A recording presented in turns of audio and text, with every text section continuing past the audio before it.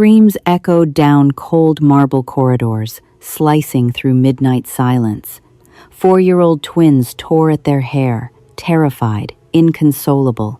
Grown men cowered. Armed guards stood paralyzed. Blood stained silk sheets from tiny scratched faces. Nothing worked. Suddenly, one exhausted maid stepped forward, broke every strict rule, and did something utterly unforgivable. Sadie's hands perpetually smelled of industrial bleach and cheap lavender soap. The bleach came from the Castile estate. The lavender was her own pathetic attempt to scrub the estate off her skin at the end of a 14-hour shift. It never worked. The smell of this house wasn't something you could wash away. It seeped into the cuticles, settled heavy in the lungs. It smelled like cold cash, ozone, and old iron. Kneeling on the travertine floor of the third-floor hallway, Sadie dragged a bristled brush across the grout. Her knees ached, a dull throbbing heat that had long ago become background noise. She dipped the brush into the bucket, wringing out the gray water. The water was always gray, no matter how often they cleaned. It was as if the sprawling, brutalist mansion was sweating out the sins of the man who owned it. Jude Castile. Even thinking his name felt like swallowing a mouthful of dust. He wasn't a mob boss in the cinematic sense. There were no tailored pinstripes, no jovial backslapping over plates of spaghetti, no code of honor. Jude was a ghost who happened to control the city's shipping ports and most of its illegal firearms. He was 34, but his eyes were ancient, flat, dead, and the color of wet concrete. He wore dark, rumpled dress shirts, with the sleeves rolled up to the elbows, exposing forearms corded with muscle and thick, jagged burn scars. He moved through the house silently, a predator trapped in a cage of his own making. Ever since his wife Diana was murdered in this very house 8 months ago, Jude had turned the estate into a sterile fortress. Sadie didn't know the details of the murder. The staff didn't talk about it, or rather, the staff who talked about it didn't come in to work the next day. The accepted rumor was a home invasion by a rival faction. Diana had died on the Persian rug in the master's study.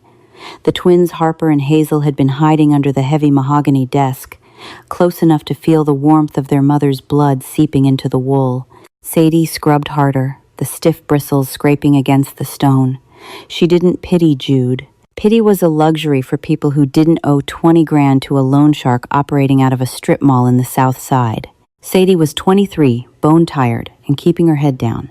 She took this job because it paid triple the going rate for domestic work. The hazard pay was baked into the silence, the isolation, and the strict, suffocating rules. Rule number 1, you do not look Jude Castile in the eye. Rule number 2, you do not ask questions about the men in tactical gear patrolling the perimeter. Rule number 3, and the most heavily enforced, you do not, under any circumstances, deviate from the protocols regarding the twins. Since the night of the murder, Harper and Hazel had been broken. The 4-year-old girls didn't speak. They communicated in whimpers, wide-eyed stares, and, predictably at 2 a.m. every night, guttural, throat-shredding screams. The night terrors were violent. They thrashed, scratched at their own faces, and slammed their heads against the padded walls of their cribs.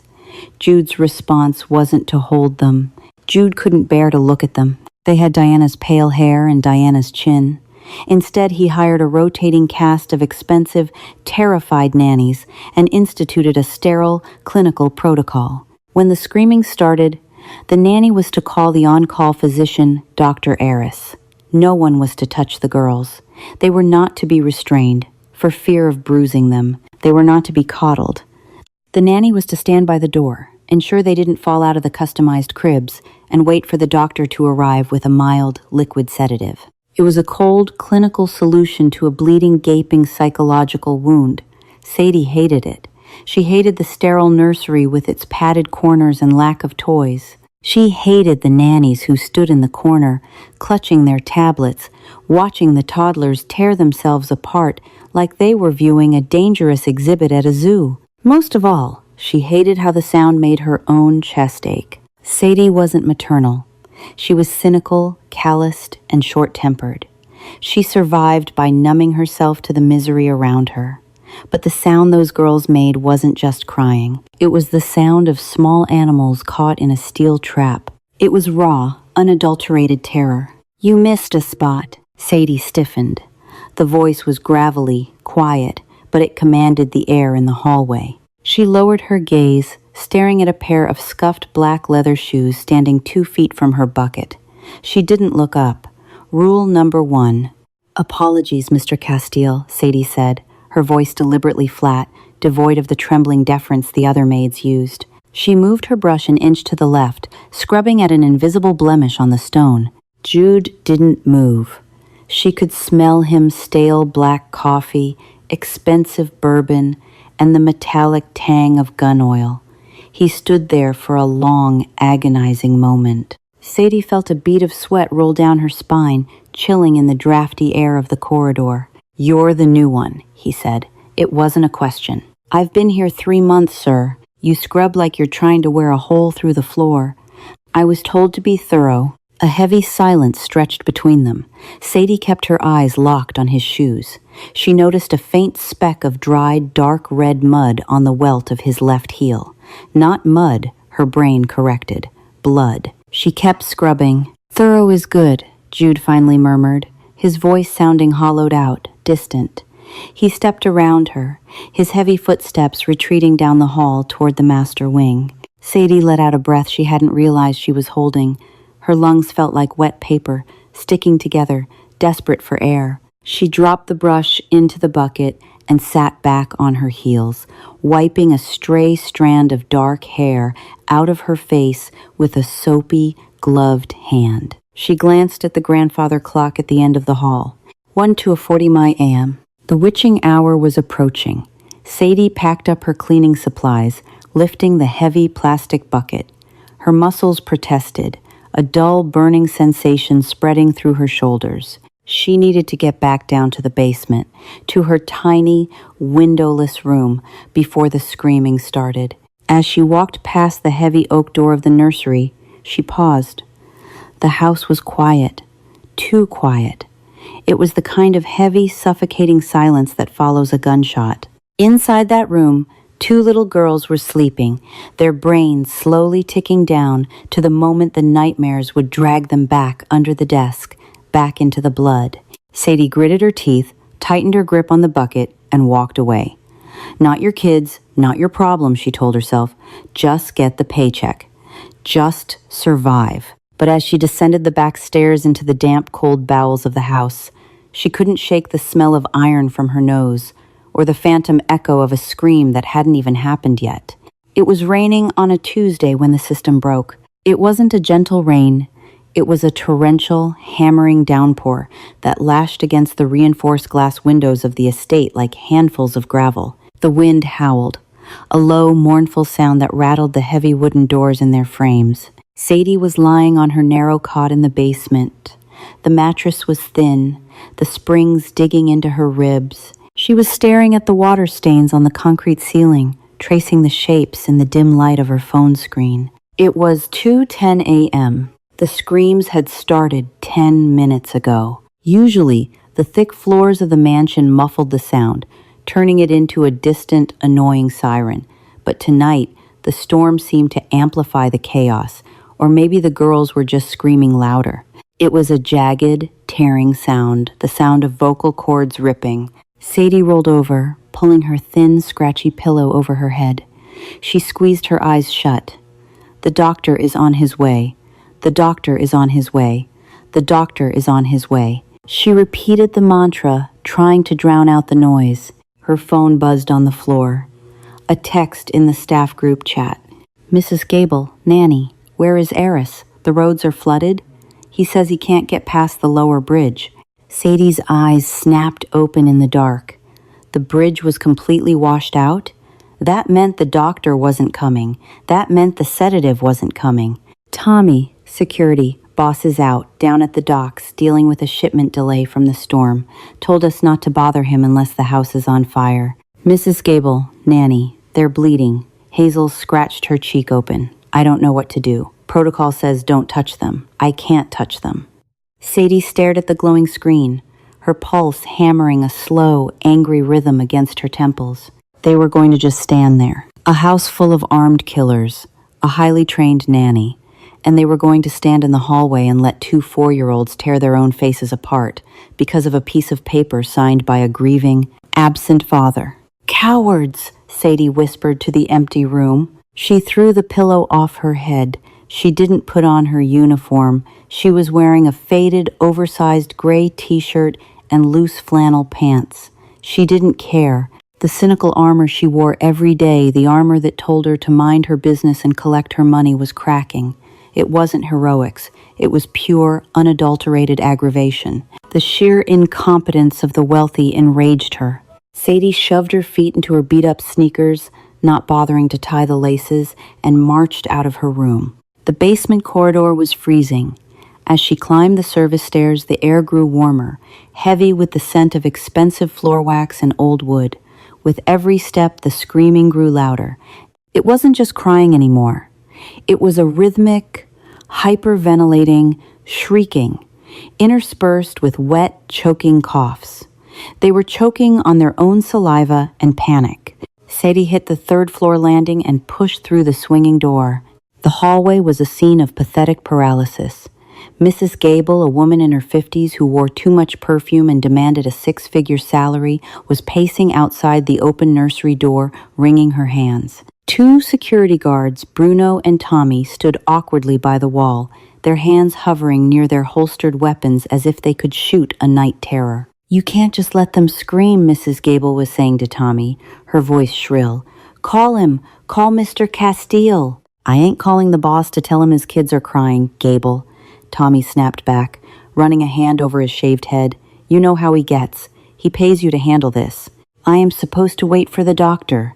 "Doctor ain't coming." Sadie walked past them. She didn't slow down. She didn't ask for permission. "Hey," Bruno barked, stepping forward and grabbing Sadie by the bicep. His grip was like a steel vise biting into her muscle. "Where do you think you're going, cleaning girl? You ain't cleared for this floor at night." Sadie stopped. She turned her head slowly, looking down at Bruno's massive hand on her arm, and then looked up into his face. Her eyes were dark, tired, and burning with a cold, blue-collar fury. "Let go of me," she said. Her voice wasn't loud, but it had an edge to it, the tone of a woman who had grown up in neighborhoods where men like Bruno were a dime a dozen, and who wasn't intimidated by a cheap suit and a gun. "Protocol says no one goes in," Bruno sneered, though his grip loosened a fraction. "Boss's orders. Nobody touches them." "Your boss isn't here," Sadie said, ripping her arm out of his grasp. "And if you want to explain to him tomorrow why his daughters choked on their own vomit while you stood in the hallway playing security guard, be my guest. Otherwise, get out of my way." Bruno blinked, momentarily stunned by the sheer audacity of the maid. In that second of hesitation, Sadie pushed past him and stepped into the nursery. The room was a nightmare. It was a massive space painted a sterile, icy white.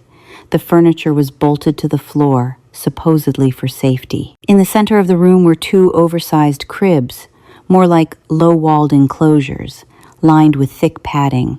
Inside the enclosure on the right, Hazel was curled into a tight ball, her small hands pulling violently at her own dark hair, her face smeared with blood from a long scratch down her cheek. In the left enclosure, Harper was thrashing wildly on her back, kicking her legs against the padding, her eyes rolled back in her head, emitting a continuous, high-pitched wail that made Sadie's eardrums rattle. The air smelled of urine. One of them had wet the bed in terror, and the sharp, sour tang of adrenaline. Sadie stood in the doorway for a fraction of a second. The instinct to turn around, to go back to her basement, to her safety, tugged at her. If she touched them, she could be fired. If she bruised them while trying to hold them, Jude Castile might do worse than fire her. He was a man who solved problems with violence. She watched Hazel dig her tiny fingernails into her own neck. Sadie cursed under her breath, a foul, gutter word that hung in the sterile air. She marched forward, crossed the threshold of the enclosure, and broke the one rule that kept everyone in the house alive. She climbed into the bed. The mattress gave way under Sadie's weight. She didn't hesitate. She didn't offer gentle words or soft coos. The girls were beyond hearing. They were locked in a primitive, reptilian brain state of pure survival. Sadie lunged for Hazel first. The 4-year-old fought back with shocking strength, kicking wildly, her small heel connecting with Sadie's jaw. Pain flared, hot and sharp, radiating down Sadie's neck. She swallowed the grunt of pain and pushed forward, grabbing the girl's flailing wrists.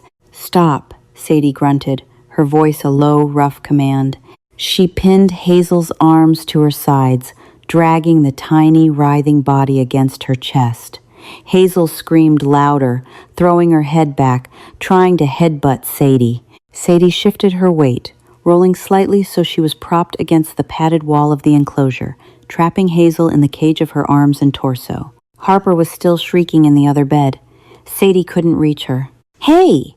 Sadie yelled over her shoulder, glaring at the doorway where Mrs. Gable stood frozen in horror. "Bring her here! Now!" I can't," the nanny stammered, her face pale. "The protocol."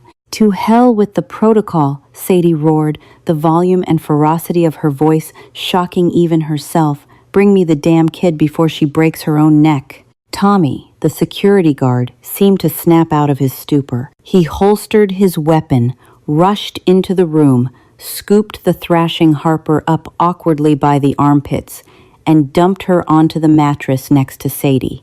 He immediately backed away, raising his hands as if the toddler were a live grenade. Sadie shifted, using her legs to corral Harper closer.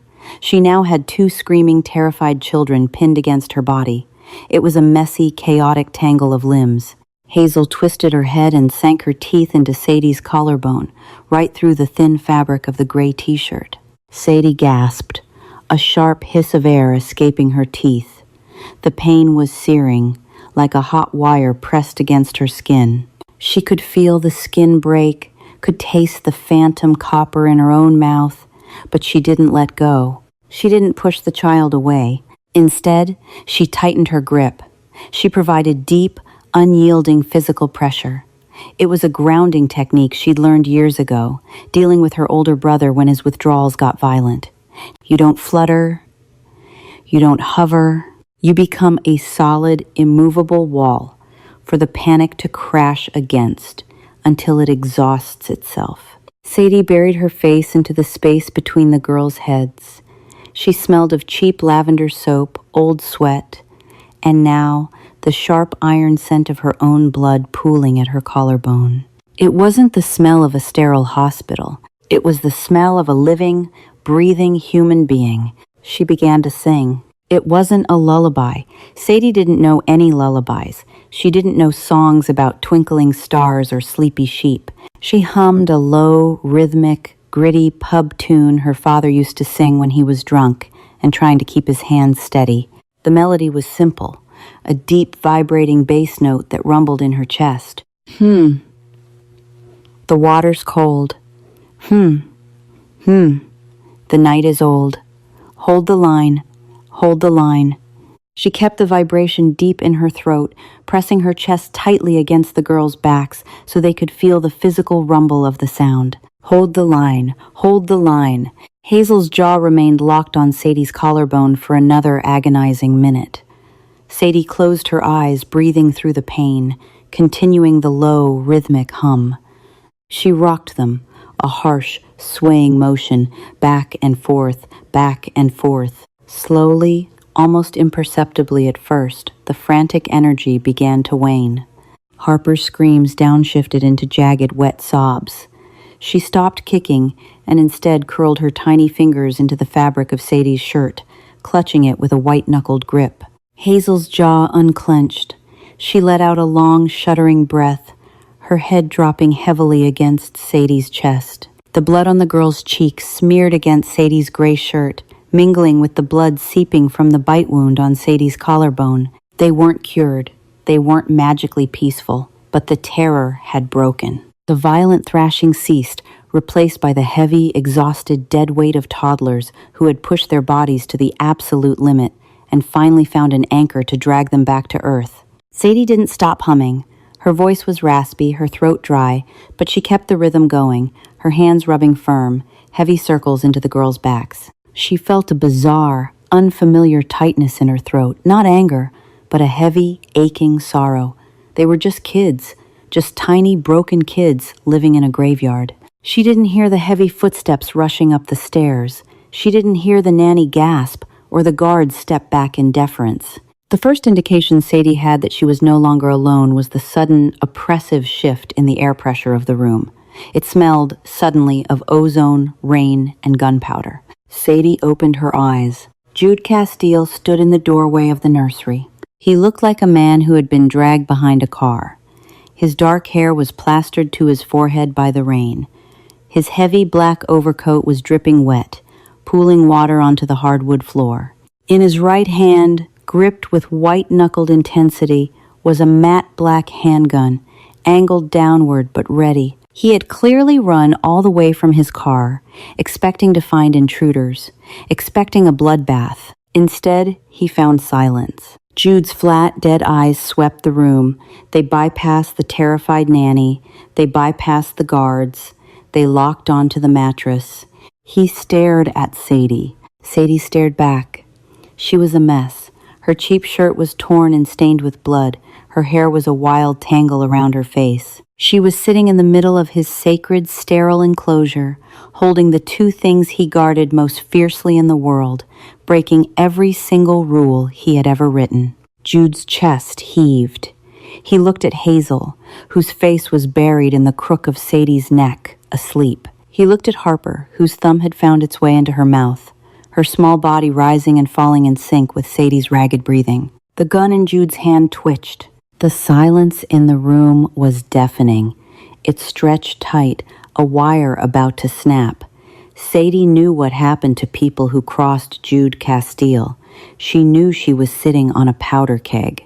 She was a maid, a nobody, intruding on a grief so violent it commanded a small army. But as she looked up at the terrifying mafia boss, feeling the warm, steady weight of his daughters against her chest, Sadie didn't feel afraid. She was too tired for fear. She glared back at him, her chin tipped up in quiet defiance, daring him to pull the trigger, daring him to drag her away and let the screaming start again. Jude's gaze dropped to the blood soaking through Sadie's collarbone. A muscle in his jaw feathered. He didn't yell. He didn't raise the weapon. Slowly, deliberately, he engaged the safety on his gun with a loud, metallic click that echoed through the silent nursery. The gray light filtering through the reinforced nursery windows was the color of dirty dishwater. Sadie woke to the sensation of pins and needles shooting up her left arm. Her neck was locked in a rigid, agonizing cramp. She blinked, her eyelashes heavy, glued together by a thin crust of exhaustion. It took her a few seconds to remember why she was lying on a mattress that smelled of urine and lavender soap. Then she felt the warm, rhythmic breathing against her ribs. Harper was curled into Sadie's side, her thumb firmly planted in her mouth, her dark eyelashes resting peacefully against pale cheeks. Hazel was splayed across Sadie's chest, one small leg thrown over Sadie's hip, drooling slightly onto the torn, blood-stained collar of the gray t-shirt. Sadie didn't move. She couldn't, not just because of the dead weight of the toddlers, but because Jude Castile was still in the room. He hadn't left. He was sitting in the low, uncomfortable chair by the door, the one meant for the nanny. His wet overcoat was discarded in a heap on the floor. His white dress shirt was wrinkled, the sleeves rolled up to expose the jagged burn scars on his forearms. His elbows rested on his knees, his hands clasped together. He was staring directly at her. His eyes weren't dead anymore. They were analytical, calculating. He was looking at Sadie the way a man looks at a locked safe, trying to figure out the combination before he resorts to blowing the hinges. The silence between them was heavy, broken only by the soft, wet snores of the children. "They usually scream until they pass out," Jude said. His voice was a low rumble, rough from lack of sleep and too much tobacco. Dr. Aris says their nervous systems just shut down from the overload. It takes 3 hours. Sadie swallowed hard. Her mouth tasted like old pennies and stale cotton. "Your doctor is an idiot," she rasped. The security guard Tommy, who was still standing rigidly in the hallway just outside the door, shifted uncomfortably. "You didn't insult Jude Castile's payroll." Jude didn't flinch. He just tilted his head a fraction of an inch. "Is that right?" "Yeah," Sadie said, her voice gaining a little traction. She kept her tone flat, deliberately avoiding the trembling deference she heard from the other maids. You don't treat panic by standing across the room and watching it happen. You don't lock them in a padded cage and wait for a pill to fix it. They're terrified. They needed an anchor, something solid. She shifted slightly, her collarbone protesting with a sharp, stabbing ache where Hazel had bitten through the skin. Sadie winced, a sharp hiss escaping her teeth. Jude's eyes snapped to the bloody stain on her shirt. He stood up slowly. He was a massive man, broad-shouldered and imposing, moving with a silent, predatory grace that felt entirely out of place in a white nursery. He walked to the edge of the enclosure and looked down. He didn't look at Sadie. He looked at Hazel. He looked at the dried blood on his daughter's cheek, and then at the fresh blood on Sadie's collarbone. A muscle in his jaw feathered, a rapid, rhythmic ticking under the skin. "Gable," Jude said, not raising his voice. Mrs. Gable appeared in the doorway, her face devoid of color. "Yes, Mr. Castile? Pack your bags. Tommy will drive you to the station. You're done." "Sir, the storm, the protocol. You let my children bleed while you stood in the hall. Get out of my house." It wasn't a shout. It was a statement of fact, delivered with a cold, absolute finality that made the hairs on Sadie's arms stand up. Mrs. Gable vanished from the doorway without another word. Jude finally looked back at Sadie. "What's your name?" "Sadie. You clean the 3rd floor." "I did. Get up, Sadie." Sadie carefully, painstakingly, extracted herself from the tangle of sleeping limbs. She moved with deliberate slowness, replacing her warm body with a heavy blanket, tucking it tightly around the girls to simulate the pressure she had been providing. Neither twin stirred. She climbed over the padded wall of the enclosure. Standing up, her knees popped loudly in the quiet room. She felt disgusting. She smelled of sweat, copper, and fear. Jude was standing too close. She could smell him now, the sharp, bitter scent of black coffee, the lingering smoke of an expensive cigar, and the metallic tang of the gun oil that seemed permanently baked into his skin. He reached into his pocket and pulled out a thick roll of bills bound by a rubber band. He peeled off $500 bills and held them out. Sadie looked at the money, then at his face. "I'm not a wet nurse, I'm a maid. I get paid on Fridays." "Take it for the shirt," Jude said, his voice dropping an octave. "And the bite. Go to the kitchen, have the cook patch you up, then go to sleep." Sadie didn't reach for the money. She turned and walked out of the nursery, pushing past Tommy in the hallway. Let him hold the cash. She wasn't a stray dog to be thrown a bone for doing what any decent human being should have done. Back in the basement, the damp chill of the concrete walls felt like a relief. Sadie locked the door to her tiny room. She stripped off the ruined gray shirt and stood in front of the cracked mirror above her small sink. The bite was nasty. The skin was broken in a ragged oval, already bruising a deep, ugly purple around the edges. She grabbed a bottle of hydrogen peroxide from her cheap plastic shower caddy, uncapped it with her teeth, and poured it directly over her collarbone. The liquid fizzed, turning into white foam as it hit the broken skin. The pain was blinding, a hot, searing burn that brought tears to her eyes. Sadie gripped the edges of the porcelain sink, her knuckles turning white, and breathed through her teeth until the burning subsided. She slapped a square of gauze over the wound, secured it with athletic tape, and collapsed onto her narrow cot. She expected to be fired by noon. She expected Bruno to come down and throw her bags into the rain. Instead, she slept. Deeply, heavily, without a single dream. The knock on her door came at 4 p.m. It wasn't a polite tap. It was 3 heavy, demanding thuds that rattled the cheap wooden frame.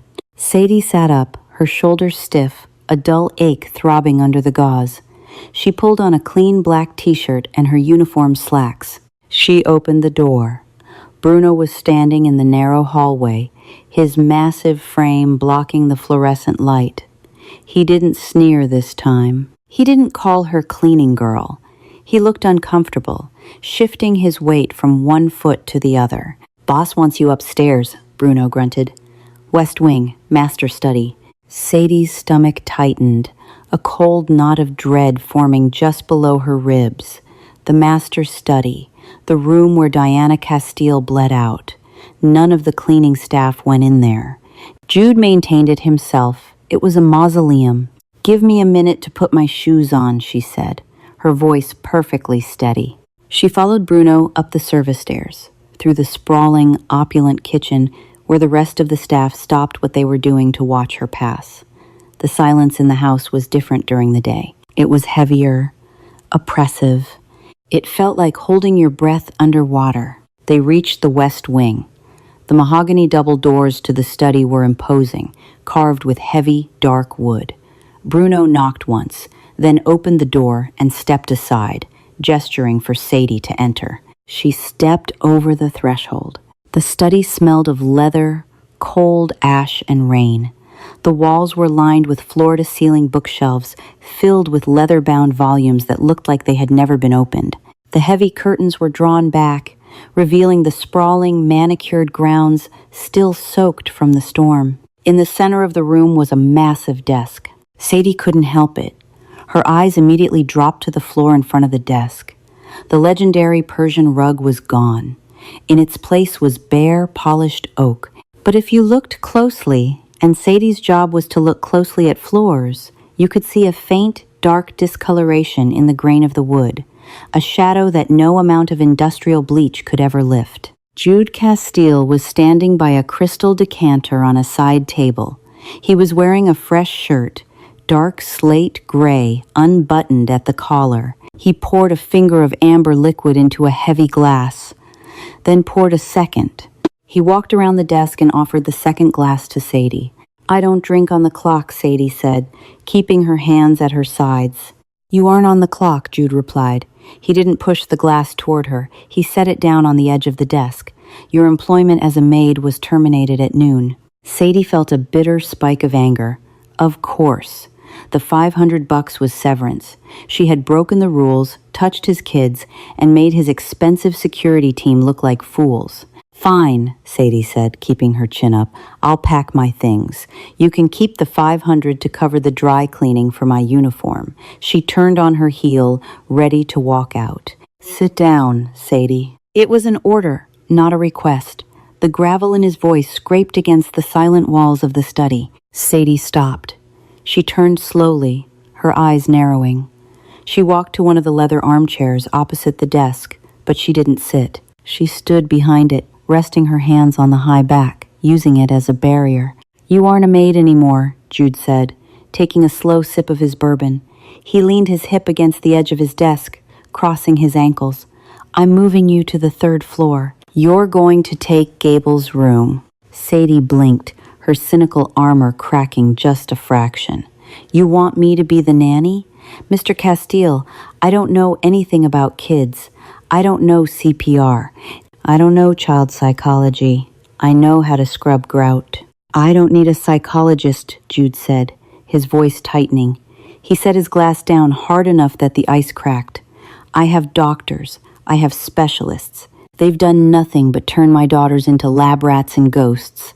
Last night was the first time in 8 months they slept past 3 a.m. He pushed off the desk and walked slowly toward her.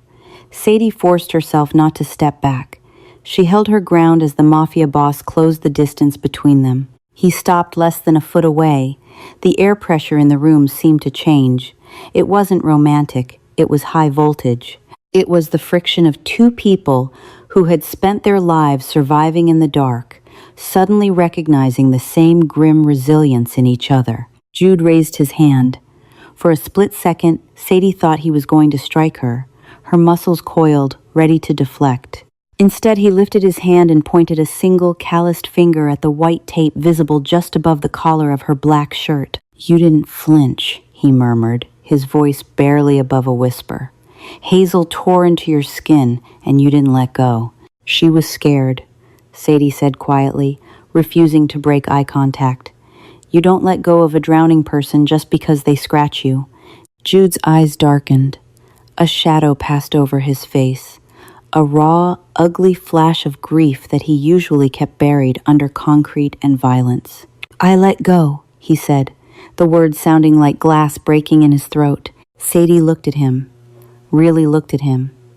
Behind the tailored clothes and the terrifying reputation, he was just a man drowning in his own house. He was punishing himself, staying away from his kids because looking at them reminded him of the blood on this very floor. Then start holding on, Sadie said bluntly. Jude's gaze snapped back to hers. A spark of genuine surprise flared in his dead eyes. Nobody spoke to him like that. His men feared him. His rivals wanted to kill him. This 23-year-old girl with a cheap haircut and a bloody collarbone was looking at him like he was a slow learner in a remedial class. The silence stretched, thick and charged. Double the pay, Jude finally said, the rough edge returning to his voice, though the dangerous tension had shifted into something entirely new. Full benefits. You answer only to me. Bruno and Tommy, take your orders regarding the nursery perimeter. Sadie gripped the back of the leather chair. She thought about the 20 grand she owed the loan shark on the south side.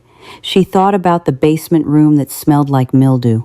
Then she thought about the heavy, trusting weight of Harper and Hazel sleeping against her ribs. Triple the pay, Sadie countered, her voice deadpan. And I don't wear a uniform. I wear my own clothes. And Dr. Eris is banned from the 3rd floor. If they need a doctor, we find one who doesn't prescribe sedatives to toddlers. Jude Castile stared at her for a long, quiet moment.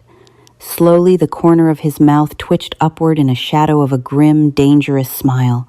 Deal, he said. Sadie just went from scrubbing floors to giving orders to mafia hitmen.